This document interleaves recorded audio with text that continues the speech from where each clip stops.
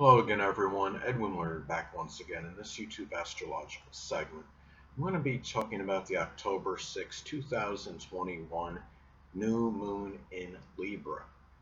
Now, new moons in astrology, they could be very rejuvenating, revitalizing. You can have abundance and surfeit of energy when new moons take place. It could be a time of new beginnings and new starts, and whatever might have prohibited you or inhibited you or held you back can be discarded at this time. Anything that was frivolous or something that was just standing in your way, some kind of obstruction, it might.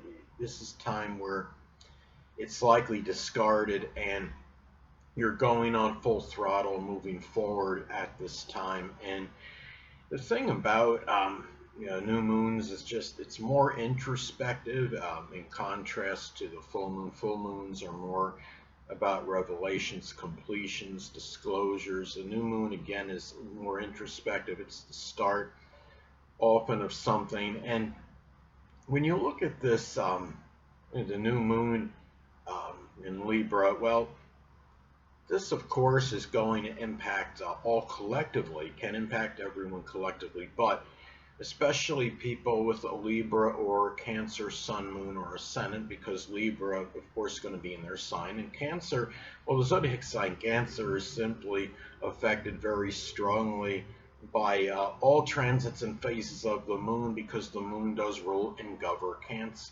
Cancer. And maybe this plays some role, figures prominently in why the zodiac sign Cancer can be so, I guess you could say, moody, fickle, and temperamental. Looking at this as well, this could be, I mean, again, a time for many for new beginnings, and the fact that that this is in Libra, I mean, it can be a time for something new. Could be a legal issue. Maybe one is deciding to deal with if you've been procrastinating for a certain amount of time on it. It could be a new time for some kind of beginning for reconciliation or negotiation. Say if this falls in the fourth house in the natal chart, it may be a time for maybe the start of a reconciliation, a compromise, peace talks. Um, Say what it is the way I say this could manifest in a number of instances. The new moon in Libra could be the start of some kind of peaceful, negotiations, basically, and then when you have it culminate with the full moon in Aries, then that could mean that where the battle comes to an end. Um, and the thing about it is, it can be um, something where the peaceful negotiations talks may start for many with the new moon in Libra, then culminating with something where the battle, the acrimonious, contentious situation comes to an end, which could be indicated by the full moon in Aries. And anyway, this and the thing too is it could also be the beginning of a Libra like career for some, or job.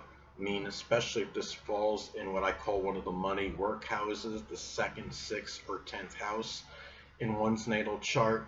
Um, it can be the start of a position in arbitration or something with the law, like court reporting, or working as a paralegal, a lawyer. It could be a judge. It can be working as somebody, maybe in human resources or with art or fashion design, something that's associated with negotiation, working as a diplomat, anything that can be connected with Libra. Now, another thing too is that this could also be. I mean, new moons generally in astrology I see as auspicious and favorable. But I mean, keep in mind, like, say if you have this in the first or sixth house in your natal chart. First house, of course, is associated with the physical body. The sixth house is associated with physical health related issues. So in some cases, it might be, the start of, I would say, could be a kidney, issue if it falls in one of those houses, especially some with the kidneys or the endocrine system or the lower back or the buttocks. But since it's just a new moon and we're not talking about any full-blown, lunar eclipse, it can be just something minor. It might be some minor pain. It might be just, maybe a minor, like if it's something with the kidneys, it could be a minor kidney issue. Maybe a very small stone. Maybe it's just one. Lower back could just be like a strain. When you're if this were to happen and transpire during, say, um, the solar eclipse, that could be a little bit more, monumental, I guess, lack of a better word, something that would be more intensified. It could be health-wise. It would be greater propensity for having something more intensified that would start, that would be health-related. Um, I mean, like for instance, if it was if you had the Libra solar eclipse in your sixth house, as an example, if there was a solar eclipse in Libra in the sixth house, it might be some kind of start of, maybe it's a kidney disease or something with, with the, lower back that's discovered that might need actual surgery. That the problem might be that bad. Those are, but again, this is just a regular new moon. And the thing about this too, it's interesting. I'm going to have the new moon fall in my sixth house actually. So hopefully it's not going to be a little start of something, even though minor, health related. That could be Libra. Could be the start of a balanced diet maybe. I mean, I've contemplated this for some time. I mean, on and off, but I honestly don't really I don't do that. I'm not really connected with any balanced diet. And keep in mind, Libra can also be connected with diabetes and hypoglycemia as well. And anyway, as far as some interesting things with this particular new moon, well, of course, you have the sun conjunct the moon when you're talking about a new moon, but it's also going to make a tight conjunction to Mars, which can give more fortitude and courage and drive in starting something new that's Libra related, whether it might be a relationship or what have you. And this really, and Mercury is connected with this as well. So it's something that could be articulated more. It might be, many people might be starting to do something with writing and communication. Could be court reporting, could be writing about some legal matter, some negotiation, maybe something associated with art or romance. So this would be a very, I would say, auspicious time if you're somebody that wanted to write and you wanted to start maybe a short story or a small short book or what have you. This might be the time to actually do that. Another thing too could be balanced writing as well. Uh, the thing about this now, another thing as far as this transit go, keep in mind that also aspects to this new moon in Libra can be important because that could impact the delineation and interpretation of it. Now it's going to, one thing that stood out to me, it's the new moon in Libra is going to make a tight inconjunct aspect to Uranus in Taurus. Now the thing about it is inconjuncts in astrology can often be about adjustments or transition. You're talking about the new moon in Libra, which could signify the start perhaps of some relationship for many. It could be something that when you have Uranus in Taurus, that could indicate friendships that could be stubborn, very persistent, loyal, and steadfast. The fact that it's retrograde could be ones from the past. Those friendships might be conflicting for a number of people with new connections that one wants to start. Libra is also about intellectual sociability. Could be about ingratiating oneself with others. This could be a time where these older friendships, maybe which may be good or may not be. I mean, Uranus can be connected with friendships, and Taurus, is very loyal, steadfast energy, or it could simply be I mean, Uranus can also be connected with goals and aspirations. So it could be that goals and aspirations that you've hung on to for a while, being in Taurus, might also have made adjustment with that and starting off embarking on some kind of relationship. And when you're talking about adjustment, it could be it could be too much of one thing or too much of another. Hold on a moment, people.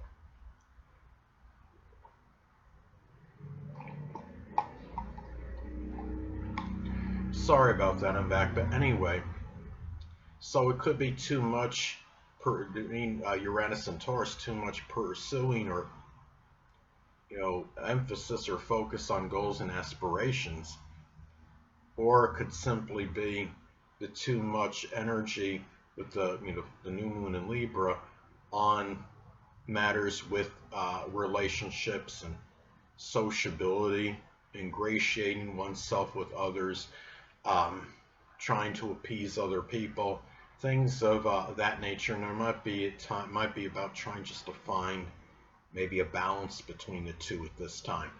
Now, another thing too is that when I look at this transit as well, another thing that we have to keep in mind when you have a transit of the new moon is that other transits can be intensified and amplified because they're taking place at the time of the new moon, and that will make other transits more emphasized and more significant. Now, one transit I notice is that we're going to have at this time, you're going to have the South Node conjunct Venus at this time. And Venus will be in Scorpio near the 29th degree. Now, the South Node can be about what we're going away from.